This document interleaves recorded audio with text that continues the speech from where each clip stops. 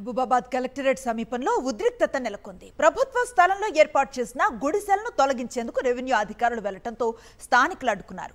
Petrol బాటిళ్లు పట్టుకుని ఆందోళన చేపట్టారు. అధికారులు వెంటనే అక్కడి నుంచి వెళ్లిపోవాలని నినాదాలు చేశారు. గుడిసెలు తొలగిస్తే పెట్రోల్ పోసుకుని ఆత్మహత్య చేసుకుంటామని హెచ్చరించారు.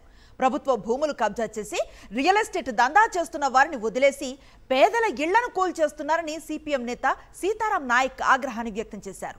గతంలోనే మహిళలపై అక్రమ కేసులు బనాయించి జైల్లో పెట్టారని ఆరోపించారు. అధికారులు కూల్చివేతలను వెంటనే నిలిపివేయాలని డిమాండ్ చేశారు.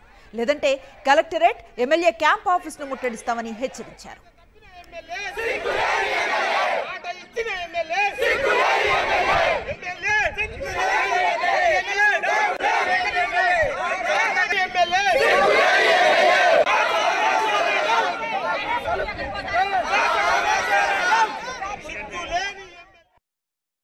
మూడు సంవత్సరాల నుంచి ఒక 20 సార్లు మా గుడిసెలు బీకడం జరిగింది. మా ఆడోళ్ళ మీద అనేకమైన పోలీసు వాళ్ళు అనేకమైన దాడులు చేసిర్రు, మమ్మల్ని కొట్టిర్రు, జైలుకి తీసుకుపోయారు, చిత్రహింసలు పెట్టారు. ఒక్కొక్కరిని ఆడోళ్ళని చూడకుండా కూడా గలీజు మాటలు పోలీసు వాళ్ళు విపరీతంగా మమ్మల్ని కొట్టి గుంజుకపోయి జీబులల్లో వేసుకొని మమ్మల్ని పోలీసులు స్టేషన్లో పెట్టి సిగ్గుల్లేవే మీకు అనుకుంటా మమ్మల్ని విపరీతంగా